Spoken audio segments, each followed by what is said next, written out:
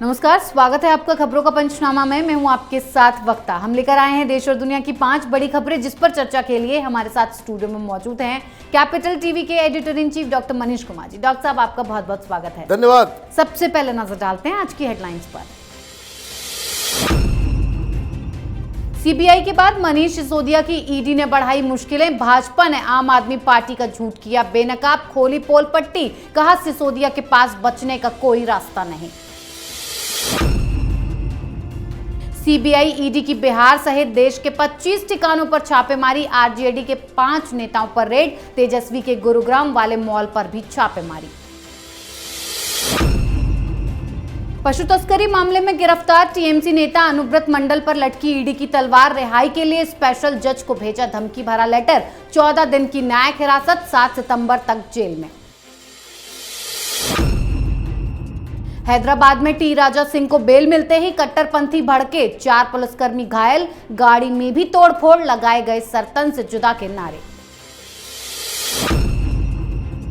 Medical checkup के लिए Britain जाएंगी सोनिया गांधी। कांग्रेस के बयान जारी कर दी जानकारी। राहुल प्रियंका भी होंगे साथ।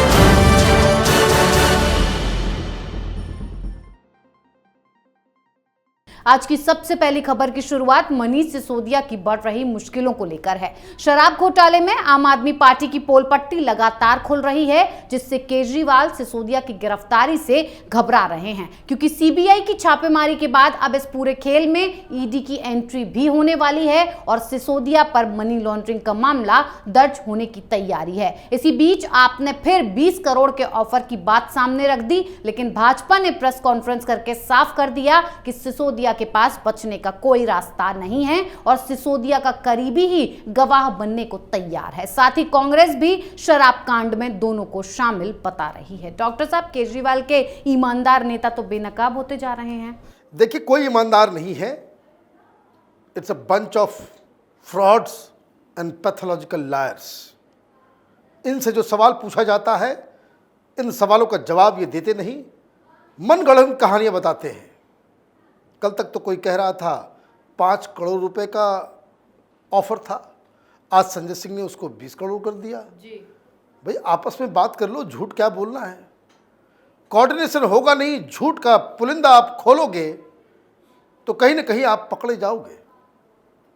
सवाल सीधा सीधा आज भारतीय जनता पार्टी ने पूछा है, जिसका जवाब आम आदमी पार्टी के कोई भी ये फ्रॉड्स नहीं देने वाले हैं।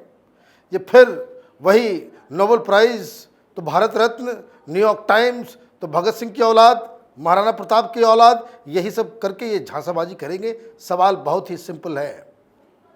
आज बीजेपी ने पूछा कि जो रिकमेंडेशंस जो दी गई थी, शराब नीति कैसी हो, इसके लिए कमेटी बनाई गई। कमेटी ने जो रिकमेंडेशंस दिया, उसको आपने किसके कहने पे लागू नहीं किया। ये सवाल पूछा जाना चाहिए। क्या आपने अभी वापस लिया? ऐसी क्या बात हो गई कि कई सारी दुकानें शराब की वो इस घोषणा से पहले ही बंद कर दी गई? आप टीवी पे और विवाद खड़े होने के बाद प्रेस कॉन्फ्रेंस के जरिए ये ढिंढोरा पीटते रहे कि बहुत अच्छी पॉलिसी है, बहुत मुनाफा हो रहा है, 13,000 करोड़ रुपए का मुनाफा हुआ है। अब ऐसा क्यों हो रहा है कि भाई जब जांच आती है, जब जांच होती है तो मालूम चलता है कि 6,000 करोड़ का नुकसान आपने उठा लिया है। पैसा कहाँ गया, किसने खाया? ये जो कैश हर शराब की दुकानों से कलेक्ट की जा रही थी, केजरीवाल को बताना होगा कि किसको पास गया, किसने खाया, और नहीं तो ईडी इसका पता लगाएगी और इन सबको जेल में ठूसेगी। जी बिल्कुल।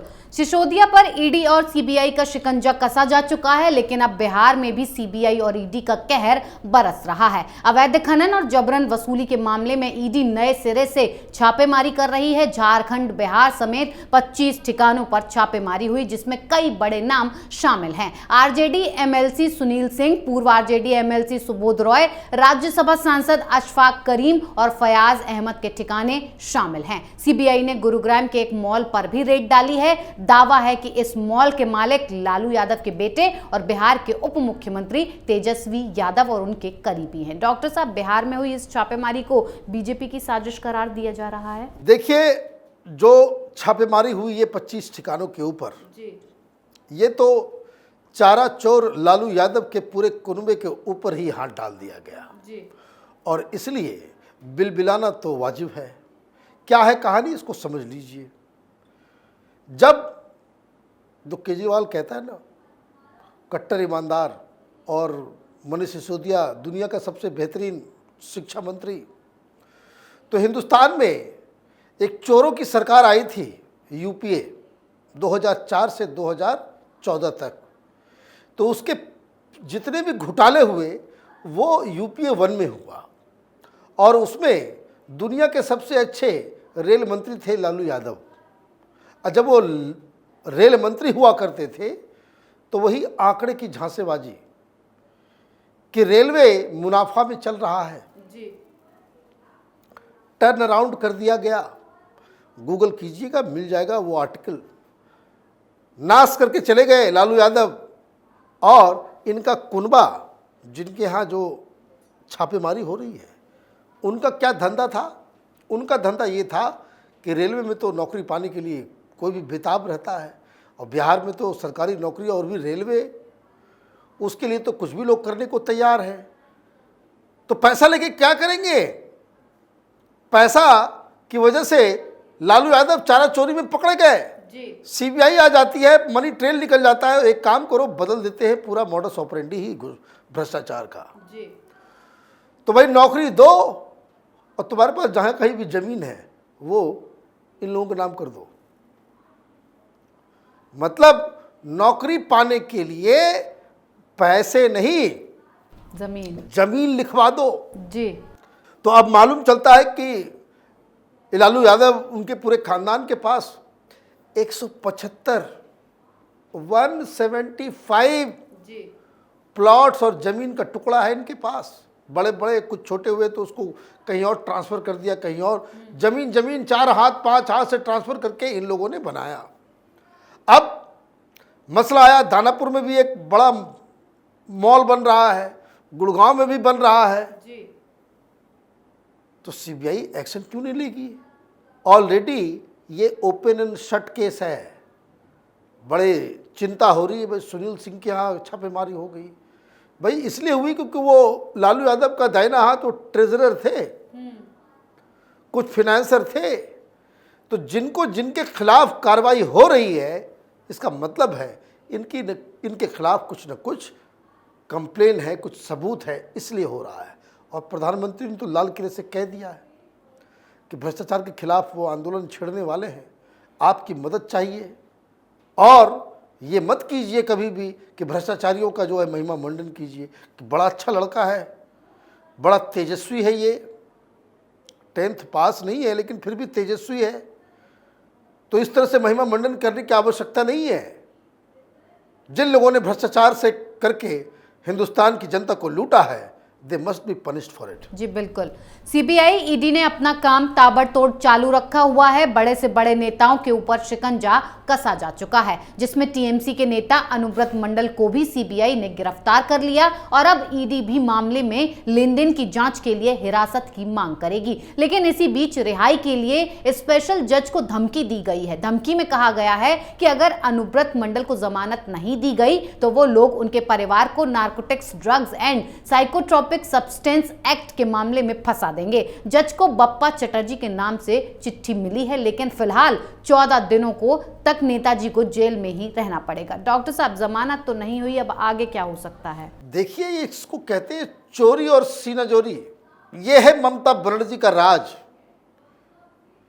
जब ये पूरा चल रहा था कैंपेन, तो ममता क्या कहती थी कि बाहर से लोग आ गए, ये अनुव्रत मंडल तो तुम्हारे आदमी है, क्यों लूट रहा था? ये बता रहे कि भाई हम तो देवी दुर्गा के हम पुजारी हैं, हम तो कट्टर हिंदूवादी हैं। गाय को कटने के लिए भेज रहे हो बांग्लादेश, और ममता बनर्जी का पूरा तंत्र इसमें फैसिलिटेटर का काम कर रहा। गिरफ्तार हुआ तो जज को ही चिट्ठी लिख दी जा रही है। वो आदमी पकड़ा गया क्या? जिसने धमकी दी उसका कुछ पता ठिकाना लगा? नहीं लगेगा। इसको कह सकते हैं कि ब्रेजन तरीके से बंगाल में ये सिंडिकेट, ये बिल्कुल ही ऑर्गेनाइज तरीके से भ्रष्टाचार को अंजाम दिया जाता है, जिसको कह सकते हैं कि भ्रष्टाचार की जो नग्नता बंगाल में है वैसा देश के किसी राज्य में नहीं है। जज साहब को चिट्ठी आप लिख देंगे, जज के खिलाफ आप बयान देना शुरू कर देंगे, तो ममता बनर्जी और उनके चेले चपाटी अलग अलग ऑर्गेनाइज्ड क्राइम्स में वो फंसते चले जा रहे हैं। पार्थो हो, चाहे ये केस्टो जो अनुव्रत मंडल को का नीक नेम है वो हो, या फिर कोयला घोटाला हो, तमाम तरह की चीज़ों में ममता बनर्जी की मुसीबत बढ़ती चली जा रही है। जी बिल्कुल। फिलहाल धमकी देने से कुछ नहीं होने वाला है, क्योंकि अब नेताजी को 14 दिनों तक न्यायिक हिरासत में रहना होगा। लेकिन हैदराबाद में भाजपा के निलंबित विधायक टी राजा सिंह को बेल मिलने से कट्टरपंथी भड़क गए हैं। उन्होंने इसके विरोध में पूरी रात प्रदर्शन किया। हर जगह सर तन से जुदा के नारे गूंजते रहे। पुलिस ने स्थिति को नियंत्रित करने की कोशिश की, लेकिन बवाल के बीच पुलिसकर्मी घायल हो गए और कई जगहों पर यह इस तरीके का बवाल काटा गया। डॉक्टर साहब, ये बवाल क्यों काटा जा रहा है? क्या वाकई में सर तन से जुदा वाला गैंग फिर एक्टिव हो गया? देखिए, वो एक्टिव शुरू से था। भाई, भारतीय जनता पार्टी से सवाल करना चाहिए ना कि मुद्दा आया नहीं, आपने राजा सिंह को सस्पेंड कर दिया जी। क्यों भाई? देश में कानून नहीं है, आपने सस्पेंड कर दिया। कोर्ट से कोई फैसला आता कि इसका जुर्म क्या है या उसने कोई गुनाह किया है, उसके पहले ही भारतीय जनता पार्टी जजमेंट दे दी कि भाई तुम बाहर जाओ पार्टी से। तो एक तो बहुत बड़ी चूक हुई है। दूसरी तरफ ये देश हिंदुस्तान के संविधान के मुताबिक चलेगा, नियम कानून के मुताबिक चलेगा, सीआरपीसी के तहत चलेगा कि शरिया के कानून से चलेगा? ये जो सर तन से जुदा गैंग है, ये हिंदुस्तान में शरीयत लागू करवाना चाहता है।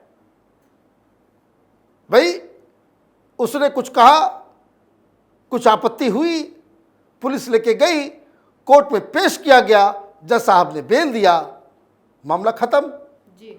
लेकिन ये मामला खत्म होगा नहीं, क्योंकि ये जो मक्कार लोग हैं इस देश के अंदर में, ये सेकुलरिज्म के नाम पे जो धंधा करने वाले लोग हैं, इन लोगों ने इस देश में इतना गंद मचा दिया है कि आज कानून के खिलाफ लोग इकट्ठा होकर के संविधान को गालियां देते हैं और ये कहते हैं कि हम बाबा भीमराव अंबेडकर के चेले चपाटी हैं, उनको मानने वाले, उनको पूजने वाले लोग हैं।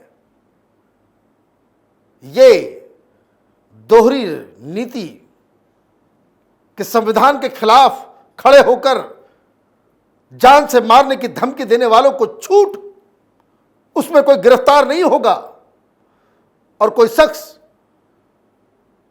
इतिहास के एक फैक्ट को बयां कर रहा हो तो लोग नाराज हो जाएंगे, तो इसलिए उसको जेल में डाल दिया जाएगा। ये फंडामेंटल राइट्स का जो अध्याय है, जो पार्ट है संविधान के अंदर, उसको खत्म कर देना चाहिए। ऐसी सिचुएशन खड़ी हो गई है। जी डॉक्टर साहब, पैगंबर मोहम्मद को लेकर लगातार बवाल कट रहा है, तो वहीं कांग्रेस पार्टी खराब दौर से उबरने के लिए एड़ी चोटी का जोर लगा रही है। कन्याकुमारी से कश्मीर तक भारत जोड़ो यात्रा का ऐलान किया है, तो वहीं इन सबके बीच कांग्रेस अध्यक्ष सोनिया गांधी अपने मेडिकल चेकअप के लिए ब्रिटेन जा रही हैं, जिसकी जानकारी कांग्रेस पार्टी की तरफ से दी गई है। इस विदेश दौरे के दौरान राहुल गांधी और प्रियंका गांधी वाड्रा भी उनके साथ होंगे। सोनिया गांधी विदेश दौरे से कब लौटेंगी, इसकी कोई जानकारी अभी फिलहाल नहीं है। डॉक्टर साहब, सोनिया गांधी किस चीज का इलाज करवाने ब्रिटेन जा रही हैं? भाई, पार्टी चलाएगा कौन? मम्मी भी गई, बेटा भी गया, बेटी भी गई, कोई देखने वाला है? जी। ये तो कहते भाई पार्टी अनाथ हो गई, मम्मी की तबीयत खराब है, उनको इलाज चाहिए, अच्छी बात है, हम लोगों की संवेदना है। हिंदुस्तान में ऐसा कौन सा इलाज है जो लंदन में हो सकता है, हिंदुस्तान में नहीं हो सकता, ये बात समझ में आई नहीं जी। और ऐसा क्या पैसे की कमी है कि जो डॉक्टर वहां उनको देख सकता है, उनको आप दिल्ली बुला नहीं सकते। जी। मुसीबत पड़ी हुई है कांग्रेस पार्टी की, जिसको जो बड़े लोगों को जिम्मेदारी दी जाती है वो छोड़ देता है। आपने अभी भारत जोड़ो आंदोलन शुरू किया, 28 तारीख को रामलीला मैदान या 27 तारीख को रामलीला मैदान में जी। बड़ी रैली होने वाली थी, देश भर से कांग्रेसियों को बुलाना था। मम्मी बीमार तो बेटा कम से कम कमान संभालता, माँ बेटा दोनों लंदन चले गए होते, बेटी आ गई होती जी। अब तो सिर्फ जीजा जी बचे हैं।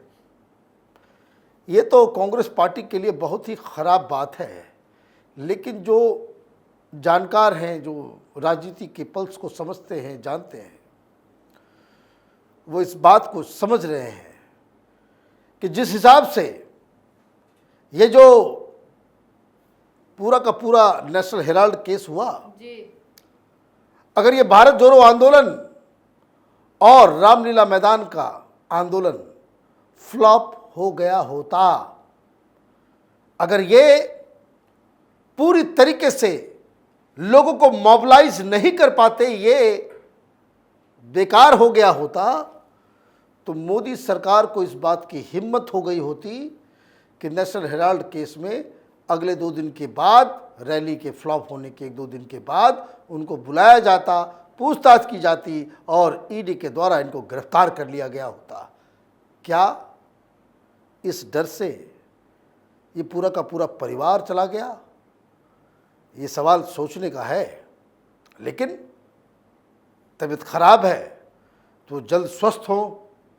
तमाम जो आरोप लग रहे हैं, जो सवाल उठ रहे हैं, कांग्रेस पार्टी जिस तरीके से दलदल में फंसती चली जा रही है, उन सब में वो उनको निकाल पाएं, ऐसी शुभकामनाएं तो दे ही सकते हैं। जी बिल्कुल डॉक्टर साहब, बहुत बहुत धन्यवाद इतनी जानकारी के लिए। धन्यवाद। खबरों का पंचनामा में आज के लिए इतना ही। देश विदेश की बाकी खबरों और उनके सटीक एनालिसिस के लिए देखते रहिए कैपिटल टीवी। हमें लाइक कीजिए, शेयर कीजिए और कैपिटल टीवी को सब्सक्राइब कीजिए। नमस्कार।